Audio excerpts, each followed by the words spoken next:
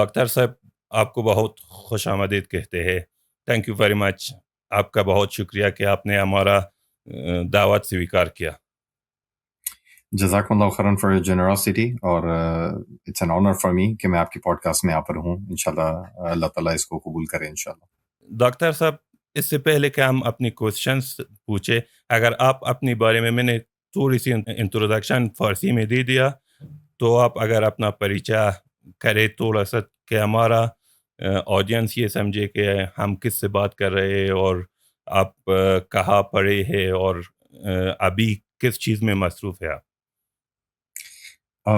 آپ نے انٹروڈیوس کرا دیا. I think that's more than enough. Just briefly, میں ابھی امریکہ میں ہوں، ڈیلس میں ہوں. آئی تھنک پچھلے ہاف لائف میں نے امریکہ میں نکالی، ہاف لائف پاکستان میں. پیدا پاکستان میں ہوا، اور میں نے اپنی، کیونکہ میرا امی کے ریلیٹیوز میٹرنل سائڈ ساری یو ایس میں تھی، تو میرا آنا جانا یہاں بچپن سے لگا ہوا تھا.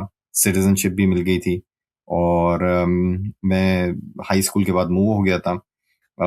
لیکن پھر اپنی اسلامک ایجوکیشن کے لیے میں ٹریول کرتا تھا، اور ایونچولی 2012 میں امام لگا یہاں پہ نیو جرسی میں، اس کے بعد کنیریکٹ میں، اس کے بعد میساچیوسٹس میں، اور اب میں ڈیلس میں ہوں. یہاں پہ ایک پوزیشن ہوتی ہے مسجد میں، ریزیڈنٹ اسکالر کی پوزیشن ہے، عالم المقیم، جس میں آپ 5 وقت کی نماز تو نہیں پڑھاتے، اس کے لیے ایک امام الراتب ہوتا ہے. ہماری ذمہ داری ہوتی ہے کلاسز پڑھانا، فتاوی، مسجد کی کاؤنسلنگ وغیرہ. کاؤنسلنگ میرج کاؤنسلنگ نہیں، کوئی ریلیجیس گائیڈنس وغیرہ کے لیے کمیونٹی کو چاہیے. تو یہ ذمہ داری ہے، اور لکھنے کا، تحقیق کا، ریسرچ کا شوق ہے، وہ کام ہے الحمدللہ. باقی educational back ground I think جو میں گیج کر رہا تھا آپ نے پڑھا ہی ہے، تو وہ ریپیٹ کرنے کا فائدہ نہیں ہے انشاءاللہ. بہت بہت شکریہ. پہلا کوشچن کہ ہمارا جو اس بک میں نے نوٹ کیا ہے وہ یہ ہے کہ وارثین پیغمبر کا جو حدیث ہے، ہم کس کو وارثین پیغمبر کہہ سکتے ہیں، اور اس کا معنی کیا ہے اسی زمانے میں جو ہم جی رہے ہیں؟ کون وارث پیغمبر کہلا جا سکتا ہے، اور کون اس کا دعویٰ کر رہے اور وارث پیغمبر نہیں ہے؟ اور بطور عموم اس مفہوم کا مطلب کیا ہے؟ یس، تو یہ شیخ ابو الحسن ندوی ہر بار اس حدیث کو بہت کوٹ کیا کرتے تھے جب بھی اسکالر سے بات کیا کرتے تھے. جو بھی آپ ان کی بک یا اسپیچ سنیں گے جس میں علماء کے ساتھ بات کر رہے ہیں، وہ ضرور ان کو یاد دلائیں گے کہ نبی کریم صلی اللہ علیہ وسلم کی جو حدیث ہے، پروفیٹ محمد صلی اللہ علیہ وسلم سے العلماء ورثۃ الانبیاء، that the ulama are basically the one who will inherit the message and the knowledge from the prophets. And he will ask this question.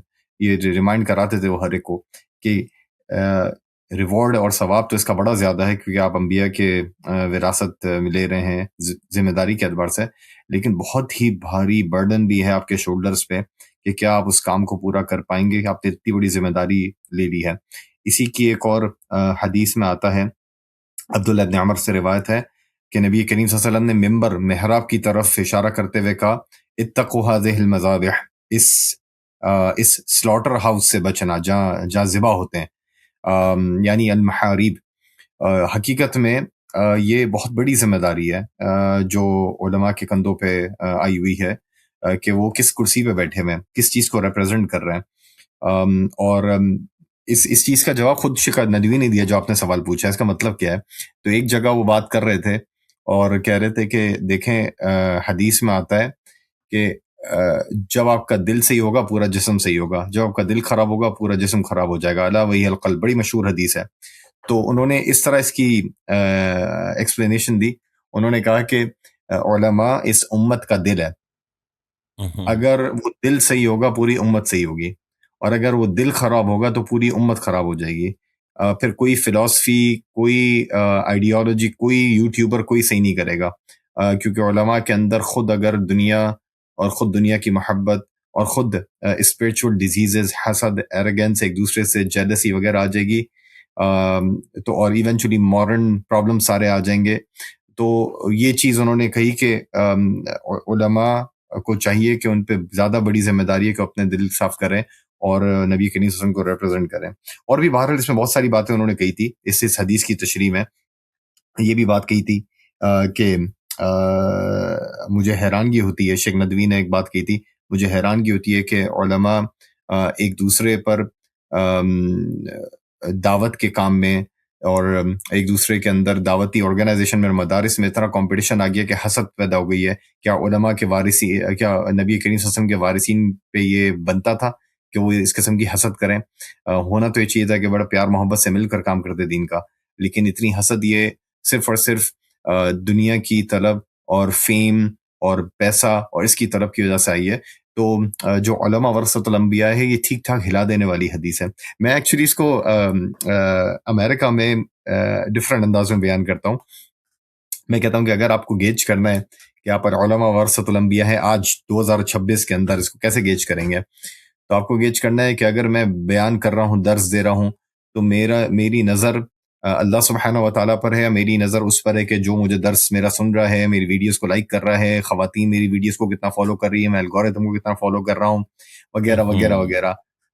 یہ واقعی میں حقیقت میں ایک ماڈرن دائی کے لیے بہت بہت ڈرا دینے والی حدیث ہے. العلماء ورثۃ الانبیاء. اگر میں اللہ تعالیٰ کو دیکھ رہا ہوں تو میرا میسج چینج نہیں ہوگا، چاہے بات کڑوی ہی کیوں نہ ہو، because sometimes truth is better. And I have to convey this even at the expense of losing some of my audience. So al-ulama warasatul anbiya is very scary hadith, and may Allah subhanahu wa ta'ala give us the ability to act according to the requirements of Prophet Muhammad sallallahu alaihi wasallam. آمین آمین. Doctor صاحب، ایک اور جگہ جو complain کر رہے ہیں ندوی صاحب، اور وہ یہ کہہ رہے کہ آج کے علماء جو دینی علماء ہے وہ اپنی عصری نالج سے دور ہے اور اپنی زمانے کو نہیں پہچانتے، اور جو آپ نے کہا ماڈرن پرابلمس، وہ ماڈرن پرابلمس کو نہیں سمجھتے. اور ہم یہ دیکھ رہے اسپیشلی جو ہمارے یہاں افغانستان میں ہے، ہمارے علماء جیسے سیکولرزم کو نہیں سمجھتے، ڈیموکریسی کو نہیں سمجھتے، جو ابھی تو پوسٹ ماڈرن کا ایج ہے، وہ پوسٹ ماڈرنزم کا تعریف بھی نہیں سمجھتے. تو علماء کے لیے کتنا ضروری ہے کہ وہ اپنی زمانے کو سمجھے ندوی کے حساب سے، ندوی صاحب رحمہ اللہ کے حساب سے، اور کتنی وہ اس کو چاہیے کہ وہ اپنی نالج اپڈیٹ کرے اور آج کے ڈیٹ کے مطابق وہ لوگوں کو دعوت دے.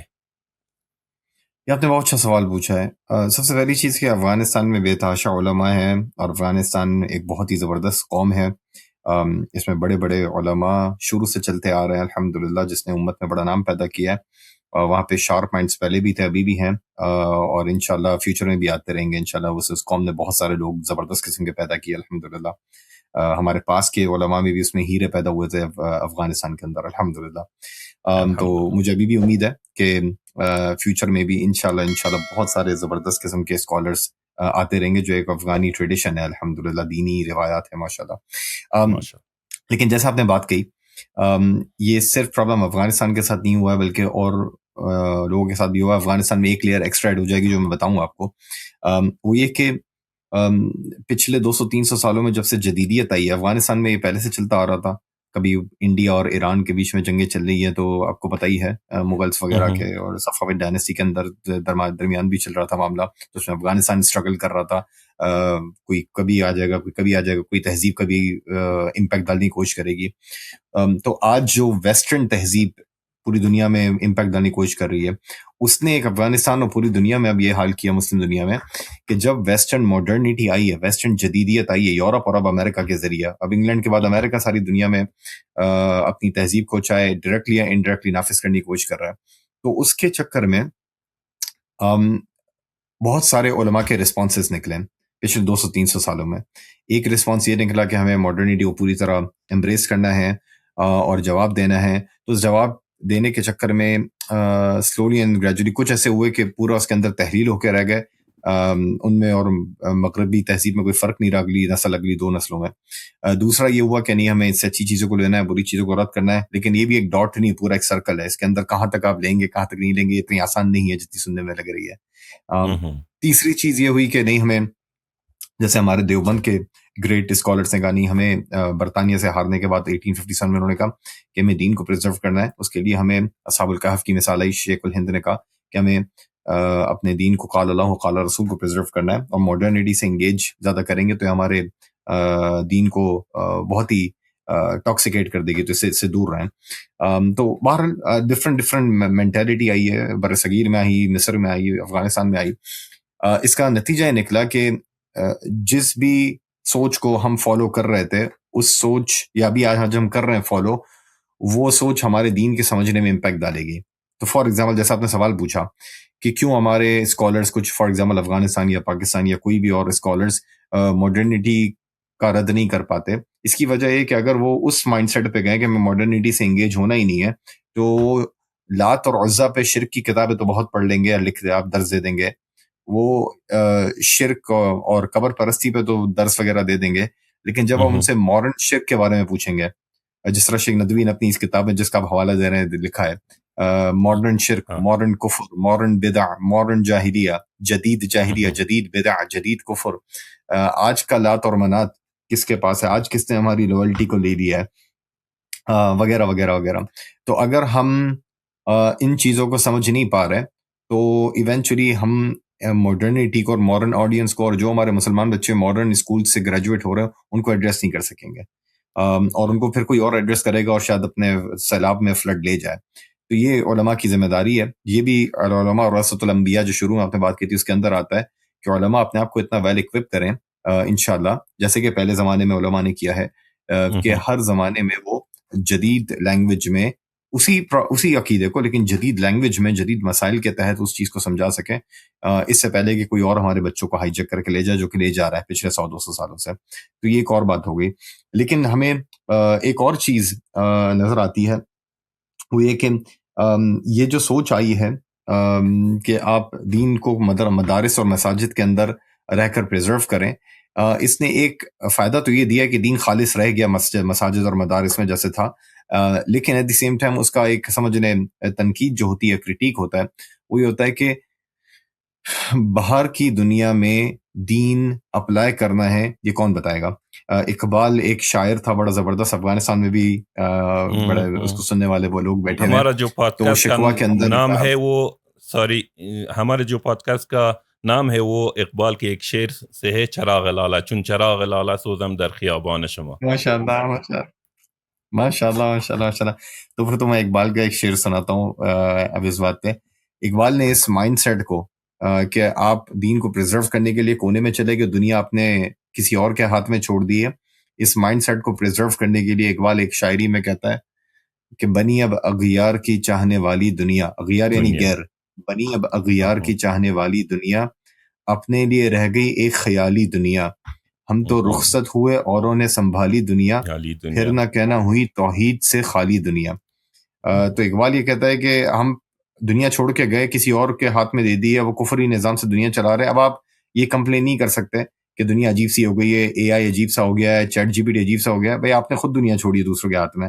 ہونا چاہیے تھا آپ اسلام کو، قال اللہ و قال رسول کو مدارس سے باہر بھی نکالتے اور جدید دنیا میں لاتے کہ ہمارے پاس تم سے اچھے سوشل ایتھیکل فریم ورک ہے جس کے ذریعے ہم دنیا کو لیڈ بھی کر سکتے ہیں اور دنیا کے مسائل حل بھی کر سکتے ہیں. ضروری نہیں ہے کہ ویسٹ کی طرح ٹیکنالوجی میں اوپر جائیں تو مورالٹی میں نیچے آئے. ہم لوگ دونوں چیزوں میں اوپر جا سکتے ہیں کیونکہ ہمارے پاس مورالٹی فریم ورک اللہ سبحانہ و تعالیٰ سے آ رہا ہے. لیکن بہرحال اس کے لیے ایک کلیکٹیو اجتہاد کی ضرورت تھی جس کا اقبال ویژن دیکھ رہے تھے. تو یہ ایک ہوئی ہے پرابلم.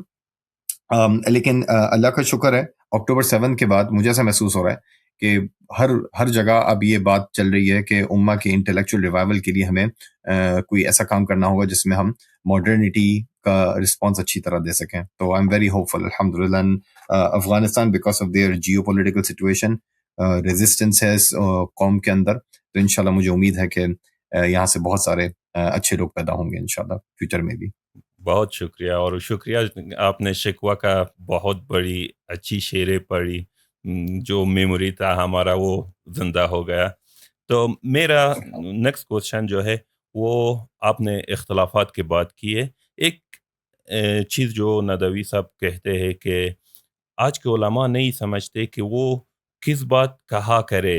جیسے ابھی جو سوشل میڈیا کا اس کا ترجمانی ہم سوشل میڈیا میں کرے تو کیا ہوتا ہے کہ ایک آدمی جو اتنا عالم بھی نہیں ہے وہ آتا ہے اور فیس بک پہ اور ٹویٹر میں اور ایکس میں وہ کلامی باتیں کرتے اور کلامی اختلافات کی باتیں کرتا ہے، اور وہ عقیدے پہ ایک دوسرے سے الجھ جاتے ہیں. یہ بہت بڑا کنفیوژن کریٹ کرتا ہے. جو ہمارے بچے ہیں، جو یوتھ ہے، ان کے بیجے میں بہت بڑا کنفیوژن کریٹ ہو گیا کہ سچ کیا ہے اور جھوٹ کیا ہے اور کون سچ کہہ رہا ہے.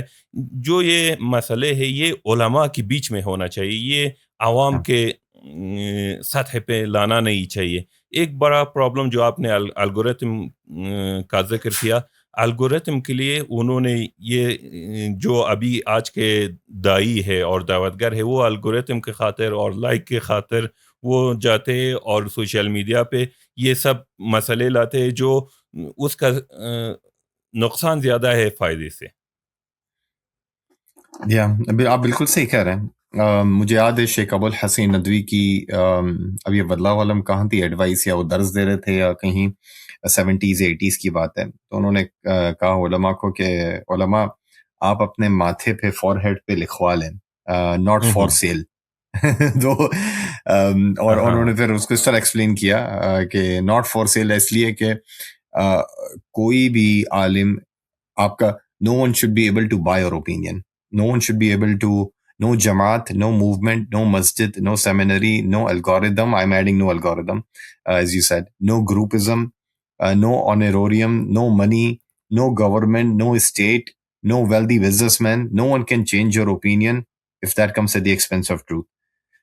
Even if that requires some financial sacrifices. Even if that requires simplistic lifestyle. تو علماء تو اب آپ نے بات ہی شروع کی تھی علماء ورثۃ الانبیاء، تو یہ بہت بڑی ذمہ داری ہے کہ آپ کا کوئی اسٹیٹ، گورنمنٹ، سلطان، آنروریم، پیسہ، famous, fame, algorithm, social media پہ جماعت، یہ کوئی آپ کو حق سے موڑ نہ دے. آپ نے ماتھے پہ لکھوا لیں ناٹ فار سیل. وہ ایک واقعہ اکثر سنا کرتے تھے، میں یمد رجلہ لا یمد یدہ، کہ ایک اسکالر تھے حدیث، دمشق کی مسجد میں پڑھا رہے تھے، عبد الرزاق حلبی یا سعد الحلبی ان کا نام. تو جب سلطان فتح کرنے جاتا ہے 1869 یا 1859 کی بات ہے، تو سلطان کہتا ہے کہ سارے علماء آگے سوائے یہ ایک بڑے عالم کے جو دمشق میں جامع اموی میں حدیث پڑھا رہا ہے. تو ان کے وزیر انہیں کہتے ہیں کہ انہیں ماریے گا نہیں ورنہ سول وار ہو جائے گی، انہیں آپ خرید لیں.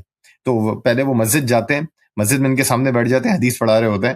تو جب شیخ حدیث پڑھا رہے ہوتے ہیں تو سلطان بالکل سامنے جا کے بیٹھ جاتا ہے. تو شیخ بالکل آلتی پلاتی وال کے کرس کراس کی طرح بیٹھے ہوتے ہیں، لیکن جیسے ہی سلطان سامنے آٹھے تو بالکل ٹانگیں ان کے منہ کے سامنے پھیلا کے بیٹھ جاتے ہیں. تو ٹانگیں پھیلانا ایسا کہ سلطان کے منہ کے سامنے آ جائے، یہ بڑی ایک بات سمجھی آتی ہے کہ اب تو سلطان کچھ بھی کرے گا اور ایونچولی شیخ کو مار دے گا.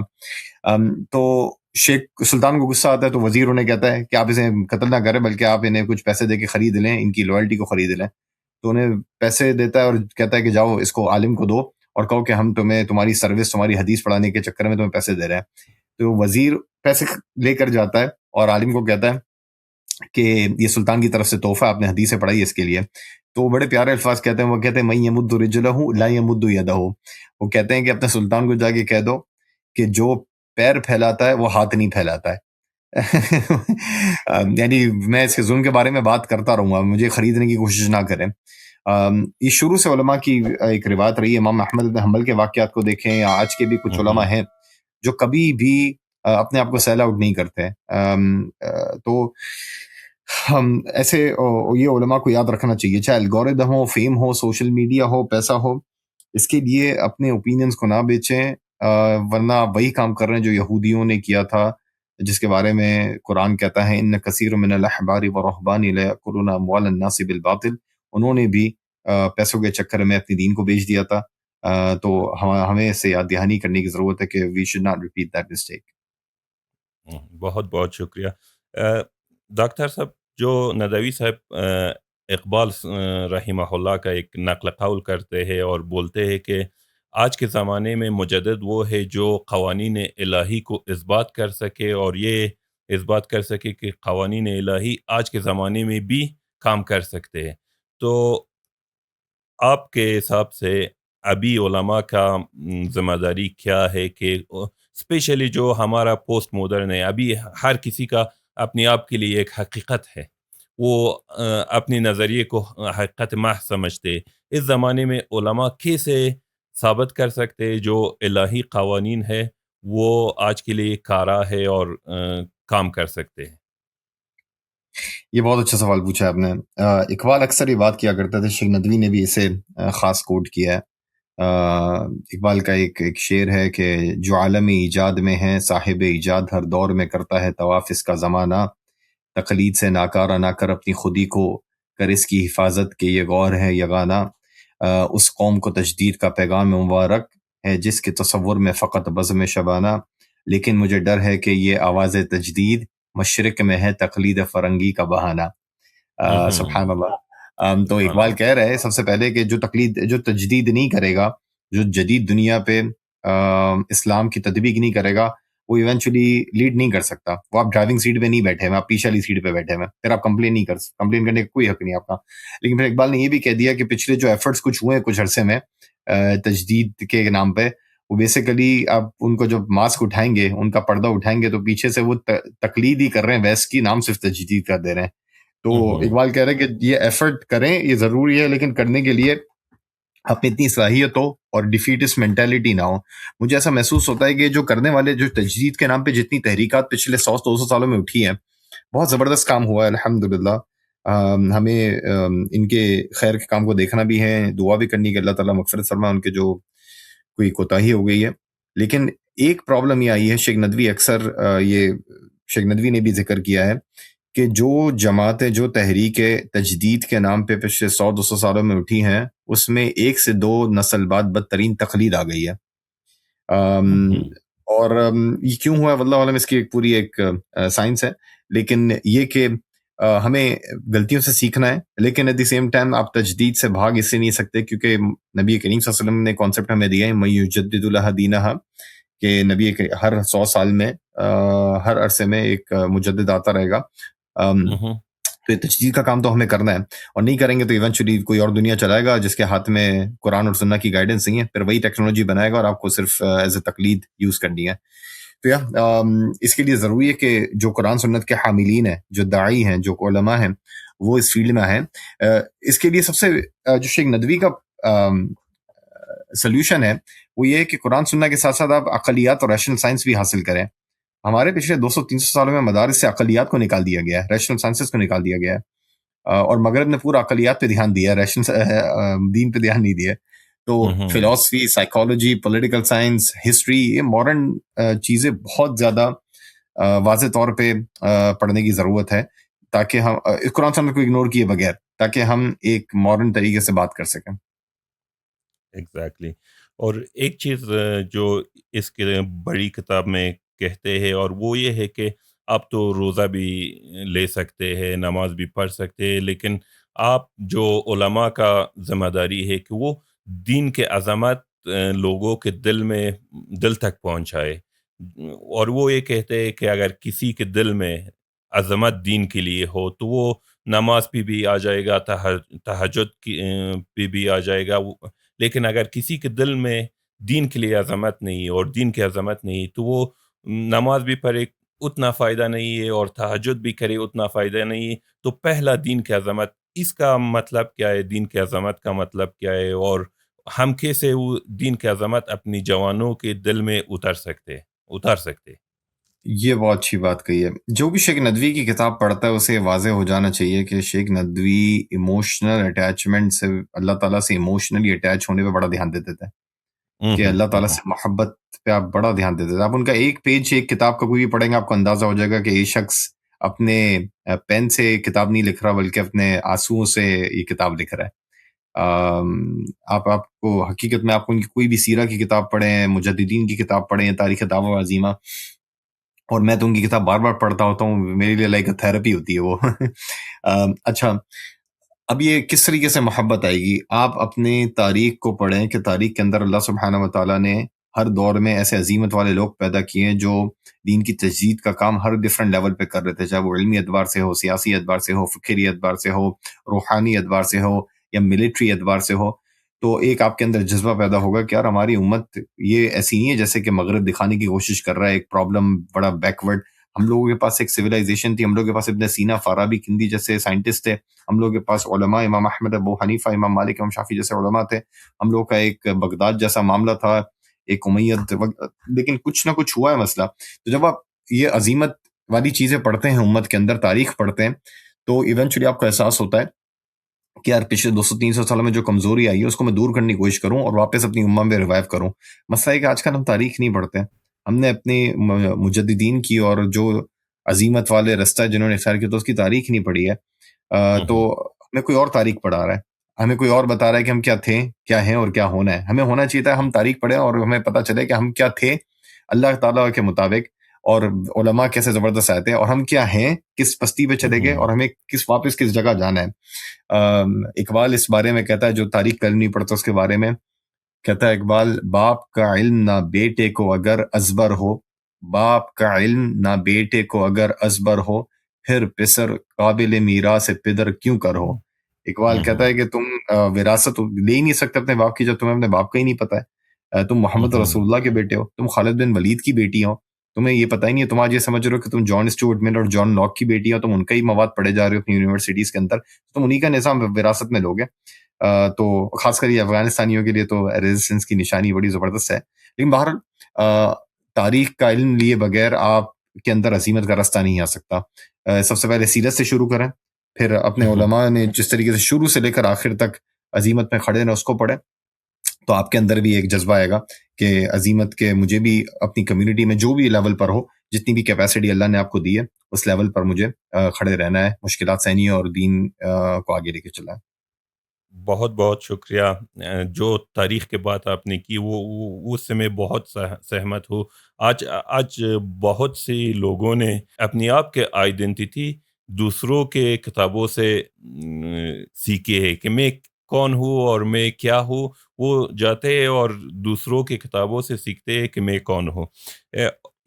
کئی اور کہتے ہیں ندوی صاحب کے علمی و فکری حیثیت سے بھی اخلاق اور روحانی حیثیت مؤثر شخصیتیں پیدا کرتے. اور وہ بہت ساری جگہ یہ کہتے ہیں کہ ہمیں صرف علم پر جو معلومات ہے اس پر توجہ نہیں دینا چاہیے. ہم کو یہ اپنی جو اندر کے اخلاقی شخصیت ہے، جو اندر کے وفاداری اللہ سے ہے، وہ بڑھانا چاہیے. اور آج کے دن میں ہم صرف وہ اس لوگوں کو عالم کہتے ہیں جس کے معلومات زیادہ ہو، نہ جس کی صداقت زیادہ ہو. ہم یہ جو مائنڈ سیٹ ہے اس کو کیسے چینج کر سکتے ہیں؟ یہ پورا ایک ریولوشن لانا پڑے گا، کیونکہ شیخ ابو الحسین ندوی ایک بار امریکہ آتے ہیں 1977 کے اندر، اور شکاگو کی مسجد میں ہوتے ہیں. وہاں یوتھ گروپ انہیں انوائٹ کرتا ہے. تو یوتھ گروپ آخر میں پوچھتا ہے کہ شیخ ندوی، عربی میں لیکچر دیتے ہیں شیخ ندوی، زیادہ تر آڈینس عربی ہوتی ہے. تو شیخ ندوی سے پوچھتے ہیں کہ شیخ ندوی آپ نے امریکہ میں پہلی بار آئے انڈیا سے 1977 میں، امریکہ بالکل عروج پر تھا اس وقت. تو کہہ رہے ہیں آپ کیسے دیکھتے ہیں امریکی سویلائزیشن کو اور تہذیب کو اور امریکہ کے لوگوں کو. تو بڑے ہی پیارے جملے کہتے ہیں وہ. آپ سوچیں انڈیا سے پہلی بار امریکہ گئے وہ کہتے ہیں قد رأیت کل شیء فی امریکہ الا الانسان. وہ کہتے ہیں میں نے امریکہ میں ہر چیز دیکھ لی سوائے انسان کے. تو پھر انہیں وہ پوچھتے ہیں سارے اسٹوڈنٹس کہ آپ کیا کہنا چاہ رہے ہیں. وہ ظاہر وہ بینیفٹ آف ڈاؤٹ دے رہے تھے. تو کہہ رہے ہیں دیکھو میں جو دیکھ رہا ہوں میں مشینیں دیکھ رہا ہوں امریکہ کے اندر. تم 9 to 5 مشینیں ہو، تم نے صرف اور صرف اپنی باڈی پہ دھیان دیا ہے، روحانی نرشمنٹ کی نہیں ہے. ہم تو انسان اس کو بیان کرتے ہیں، اقبال انسان اسے بیان کرتا ہے جو روح اور جسم کا مجموعہ ہے. اور کیپٹلزم کے بعد امریکہ اور خاص گلوبلائزیشن کی وجہ سے ہر چیز بظاہر جو ہے، چاہے نالج ہے، انٹلیکٹ ہے، باڈی ہے، فزیکل ہے، اس چیز پہ زیادہ زور دیا جا رہا ہے. تم نے روح پہ زور کہاں دیا ہے؟ تم نے دل پر زور کہاں دیا ہے؟ تم نے ان چیزوں پہ زور کیوں نہیں دیا جو تمہیں نظر نہیں آ رہی ہے؟ اقبال کہتا تھا سمجھ سکتے نہیں سراز کو سینہ و فارابی. اپنی لائبریری میں بیٹھ کر عقلی زور لگانے والے آدھا چیز کو تو سمجھ جاتے ہیں، لیکن جو ایمانی قوت ہے، جو روحانی قوت ہے، جو آپ کو جوش دلاتی ہے، وہ کبھی بھی اقلیات والے لوگ نہیں سمجھ سکتے. اور اصل میں بیلنس ضروری ہے. کچھ لوگوں نے ایموشنز کو لے لیا ہے اور کچھ لوگوں نے ریشنلٹی کو لے لیا ہے. ہمیں دونوں کو ساتھ بیلنس وے میں رکھ کے چلنا بہت ضروری ہے، تاکہ آپ ریشنلی کوئی غلط ڈیسیشن نہ بنائیں جو آپ کو آپ کی قوم کے لیے غلط ہو، اور at the same time emotion نہیں ہوں گے تو آپ صرف اور صرف لائبریری کے اندر بیٹھے ہوں گے، آپ کوئی آگے کام نہیں کر سکیں گے. آپ فلاسفر بن جائیں گے لیکن آپ ایک اچھے مسلمان عالم نہیں بن سکیں گے جو تاریخ کو آپ پیج پلٹیں. اسی موضوع پہ ایک کہانی اور ایک حکایت بھی لایا ہے بک میں وہ اپنی درشکوں کو بتانا چاہتا ہوں کہ وہ بخاری کا روایت ہے کہ حضرت ابو موسیٰ اشعری رضی اللہ عنہ نے ایک مجلس میں واقعہ کے طور پر ذکر کیا کہ ہم لوگ ایک غزوہ میں گئے تھے، وہاں ہمارے پاؤں میں چھالے پڑ گئے تھے، ہم نے چتلے لپیٹ لیے، اس وجہ سے غزوہ ذات الرقاع کہلاتا ہے۔ یہ کہنے کے بعد ان کو ایک دم یہ احساس ہوا کہ میں نے یہ کیوں کہا، کہیں میرا یہ عمل باطل تو نہ ہوگا۔ یہ جذبہ ابھی مسلمانوں میں کہیں بھی نہیں ملے گا، اور اگر ملے گا بہت کم ملے گا۔ ایبسولوٹلی۔ اس کی وجہ یہ ہے کہ ہم نے دین اور سیاست کو بالکل الگ الگ کر دیا ہے، اور یہ پچھلے 200-300 سالوں میں ہمارے ساتھ بڑی زیادتی ہوئی ہے۔ ایک کتاب ہے وائل حلاق صاحب کی، ریڈیکل سیپریشن آف پاورز، ابھی فروری میں پبلش ہوئی ہے۔ انہوں نے باقاعدہ اس پر تھیسس ہی یہ لکھا ہے کہ ماڈرنٹی کی ڈیفینیشن یہ ہے کہ پالیٹکس اور سیاست، ریلیجن کو آپ بالکل سیپریٹ کر دیں، جو کہ اسلام میں ہم دیکھ ہی نہیں سکتے سیپریشن ایسی۔ تو اس سے ہوتا یہ ہے کہ ظاہر جو جہاد کا معاملہ ہے، جو یا گورنمنٹ کی ملٹری کا معاملہ ہے، یہ ریلیجن کی کیٹیگری میں نہیں آئے گا، پالیٹکس کی کیٹیگری میں آئے گا، چاہے وہ اسلامک اسٹیٹ ہو یا نان اسلامک اسٹیٹ ہو۔ اور یعنی اس کا بیسیکلی جو ملٹری ہے، اس کا ریلیجن سے تعلق نہیں ہوگا۔ یہ ماڈرنٹی کی سیٹنگ ہے، یہ ریڈیکل سیپریشن پاور میں وائل حلاق صاحب نے بات کی ہے۔ تو اس کا نتیجہ نکلے گا کہ روحانی اعتبار سے آپ کو موٹیویشن، چاہے وہ ملٹری ہو، پالیٹکس ہو، اکانومکس ہو، اس کی بھی ملے گی نہیں، کیونکہ روحانیت کو ساری آپ نے ہیمر کر دیا ریلیجن کی پرائیویٹ کیٹیگری میں۔ تو جدید دنیا میں ایسی آپ بات سنیں گے تو آپ کو سمجھ میں بھی نہیں آئے گی، بلکہ ایک جدید دنیا سے متاثر ہوا ہوا آدمی جب اس روایت کو پڑھے گا وہ کہے گا کہ یہ کیا بات کر رہے ہیں، کیونکہ حقیقت میں وہ ٹرین ایسے ہوا ہے، جدیدیت نے اسے انٹاکسیکیٹ ایسے کر دیا ہے کہ وہ اس کو سمجھ ہی نہیں پائے گا میرے ساتھ ہوا کیا ہے۔ تو اس کو کافی چیزیں تو پہلے ان لرن کرنی پڑے گی، سب ڈیلیٹ کرنی پڑے گی اپنے ذہن سے، تب جا کے وہ ساری چیزوں کو سمجھے گا کہ ارے دونوں چیزیں ملی ہوئی تھی۔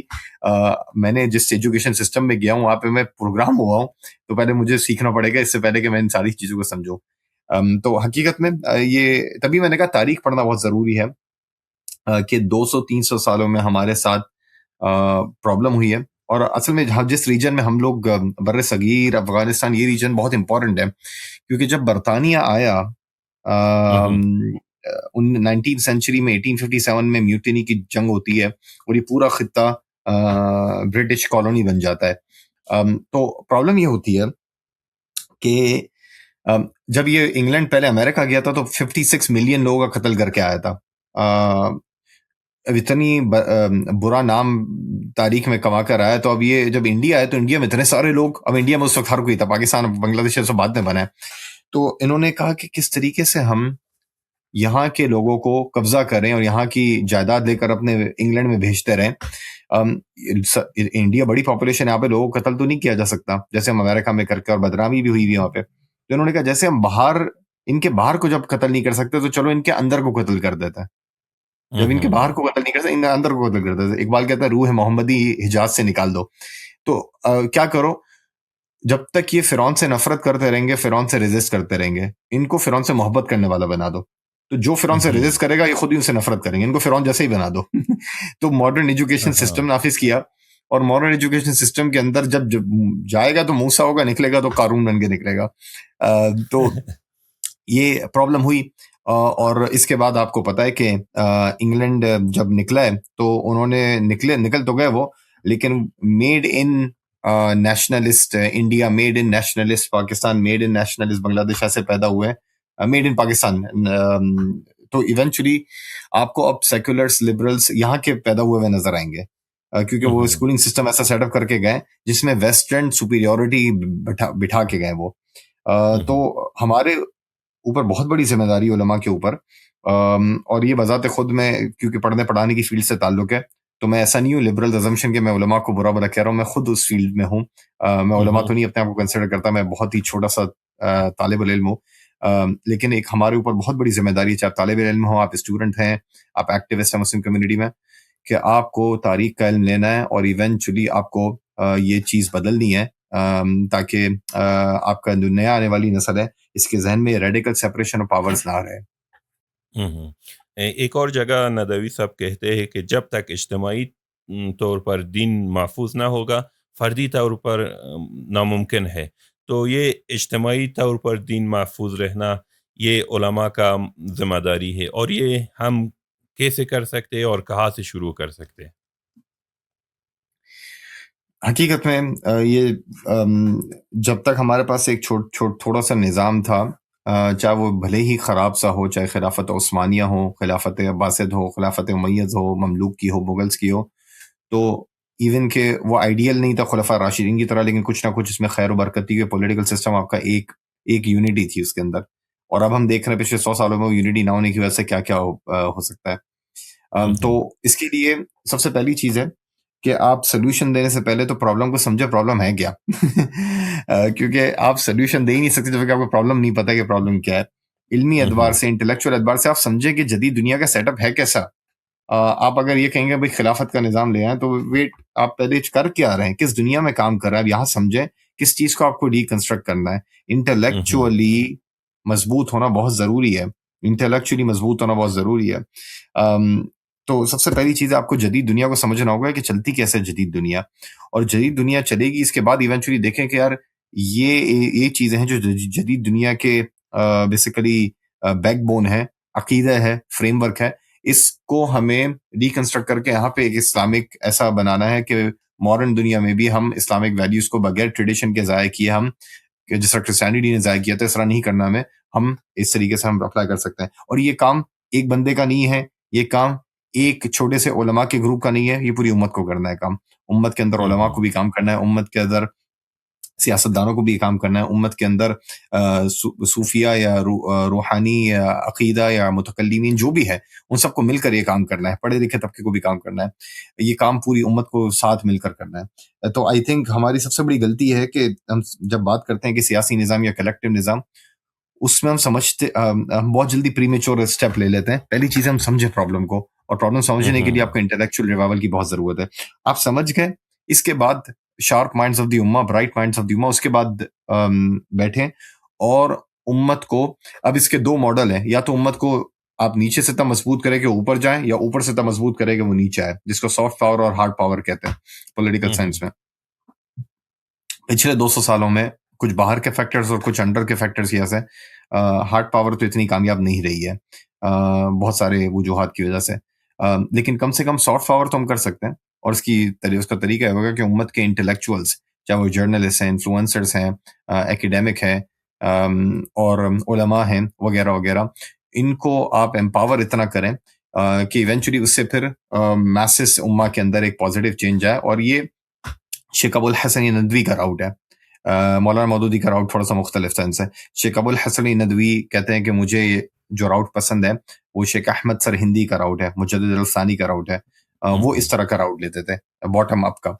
تو حقیقت میں یہ کہ اسے بالکل کرنے میں کوئی روک بھی نہیں رہا ہے، اور اس کے لیے روم بھی بہت زیادہ ہے، اور اکتوبر 7 کے بعد پیاز بھی بہت زیادہ ہے.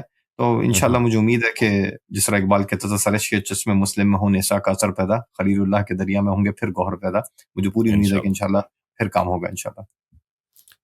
اور ایک اور مفہوم ندوی صاحب بہت بڑی اچھے سے بیان کرتے ہیں کہ وہ یہ ہے کہ ہم دو طرح کے لوگوں سے چیلنج فیس کر رہے ہیں. ایک جو غیر مسلم ہے، اور ایک جو غیر اسلامی ہے.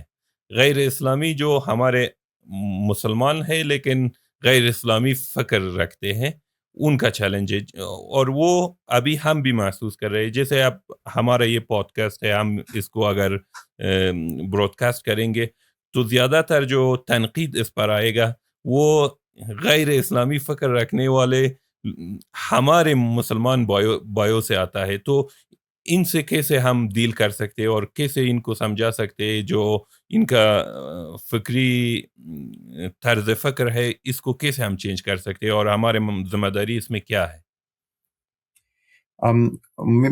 میرا یہ خیال ہے کہ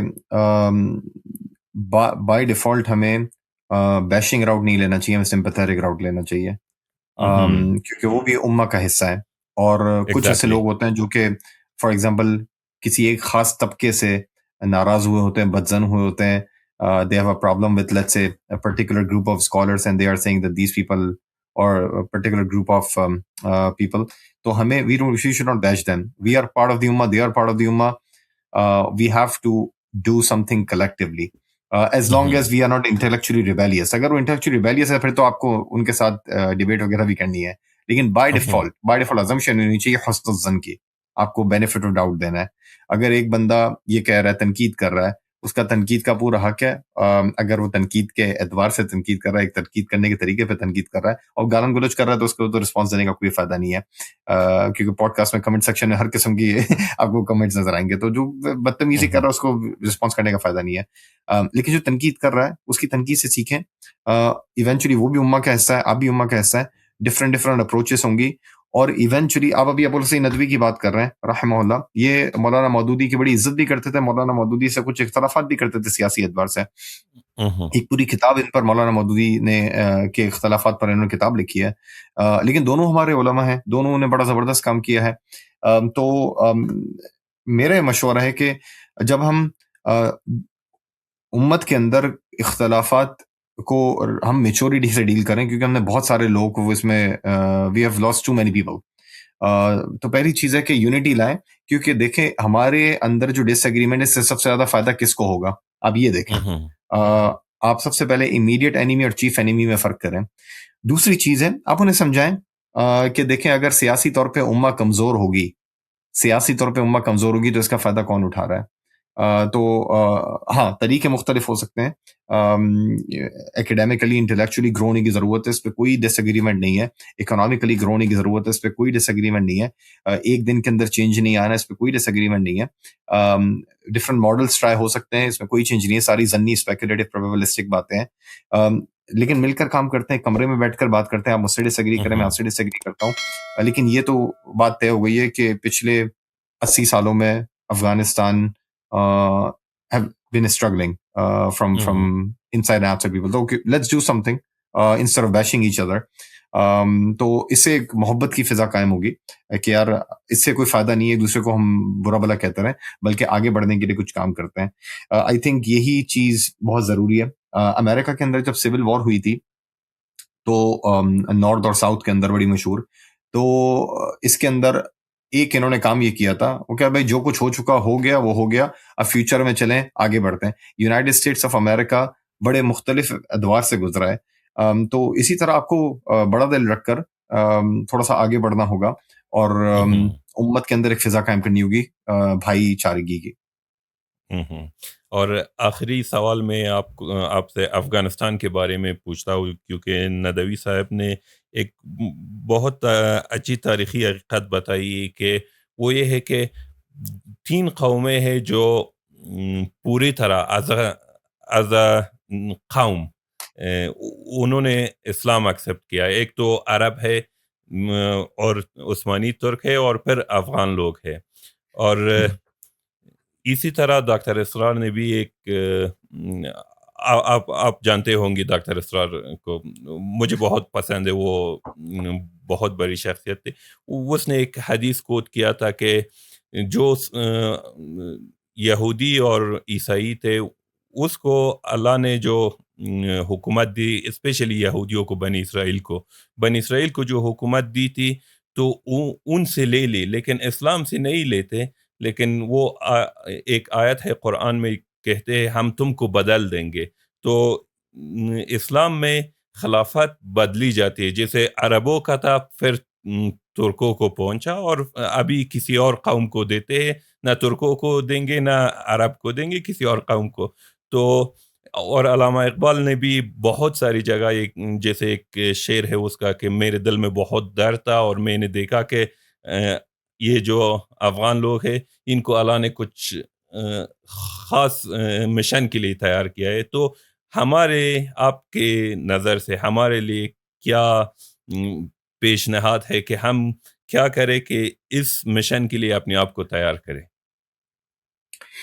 سب سے پہلی چیز تو میں افغانستان وزٹ نہیں کر پایا ہوں، میں بدقسمت ہوں. انشاءاللہ فیوچر میں میری بڑی خواہش ہے کہ افغانستان آؤں. میرے ٹیچرز بہت سارے حدیث وغیرہ کے ٹیچرز تھے جو افغانستان سے ہیں، لیکن میں آپ کو ایک بات بتاؤں، ایز این آؤٹ سائڈر جب میں دیکھتا ہوں دنیا کے حالات کو، تو ایک چیز مجھے بڑی خوشی ہوتی ہے کہ یہ وہ قوم ہے جس میں اللہ تعالیٰ نے ریزسٹنس رکھی ہوئی ہے الحمدللہ.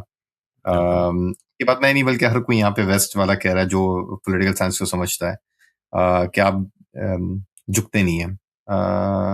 جس طرح اقبال کہتا تھا طلوع اسلام میں غلامی میں نہ کام آتی ہے شمشیر نہ تدبیر ہے، وہ جو ذوق یقین پیدا جو کٹ جاتی ہے زنجیر ہے. تو بہت ساری ایسی قوم ہے جو جھک جاتی ہیں تو فکری طور پہ غلام ہو جاتی ہیں، بھلے ان کے پاس بظاہر طاقت ہو لیکن وہ طاقت کو استعمال نہیں کر سکتی کیونکہ غلام قوم ہے. آپ کے پاس ہو سکتا ہے کہ مالی ریسورسز کم ہوں، آپ کے پاس ہو سکتا ہے کہ اور سوشل پرابلمز بہت زیادہ ہو کیونکہ دنیا نے آئسولیٹ کر دیا ہے، لیکن ایک چیز مجھے نظر آتی ہے یہ کہ جھکتی نہیں ہے پچھلے کچھ عرصے سے. بس ضرورت اس چیز کی ہے کہ ابدالی جیسا کوئی بندہ ہے، ضرورت اس چیز کی ہے کہ پھر متحد ہوں، فکری انتشار ختم ہو، فکری زوال ختم ہو، قحط الرجال ختم ہو، اور ایسے لوگ پیدا ہوں، ایسے افراد پیدا ہوں جو افغانستان کو نہ صرف افغانستانیوں کے لیے بلکہ پوری دنیا کے لیے ایک نمونہ بن کر دکھائیں پوری امت کے کہ لیے. دیکھیں ہاں پوری امت کے لیے کہ دیکھو یار یہ کام ہو سکتا ہے. ضروری نہیں ہے کہ تم غلامی ایکسیپٹ کرو تبھی یہ کام ہو. ہاں تھوڑی قربانیاں دینی پڑے گی Exactly. لیکن ایونچولی یہ ایک طریقہ ہے، آزاد قوم ایسے جیا کرتی ہے. تو مجھے پوری امید ہے انشاءاللہ کہ مجھے افغانستان سے امید ہے، اور میں آنیسٹلی کہہ رہا ہوں مجھے سیریا سے بہت زیادہ امید ہے. جو مسئلے مسائل چل رہے ہیں وہ ایک الگ چیز ہے، لیکن میں ابھی سیریا وزٹ کرنے بھی گیا تھا پچھلے 4-5 مہینے پہلے. تو مجھے پوری امید ہے یہ خطے ایسے ہیں، اور ابھی ایک امت کے اندر ایک ریوائول کا کام ہو رہا ہے الحمدللہ اکتوبر 7 کے بعد. الحمدللہ. یہ مڈل ایسٹ کے بھی جو ماس مسئلے چل رہے ہیں، تو مجھے امید ہے کہ انشاءاللہ افغانستان کا کردار فیوچر میں انشاءاللہ بہت اچھا ہوگا، اپنے خود کے ریوائول کے لیے، خود کے سروائول کے لیے، بلکہ ایون کے امت کے لیے کہ دیکھو ایسے آزاد قومیں جیا کرتی ہے انشاءاللہ. بہت بہت شکریہ ڈاکٹر صاحب، میں نے بہت سیکھا اور امید ہے کہ ہمارے جو آڈینس ہے وہ بھی آپ سے بہت سیکھے. تو آپ نے ہمارا جو دعوت سویکار کیا ہے اس کے لیے بہت بہت شکریہ. جزاکم اللہ خیرا، اللہ تعالیٰ خوش رکھے آپ کو انشاءاللہ.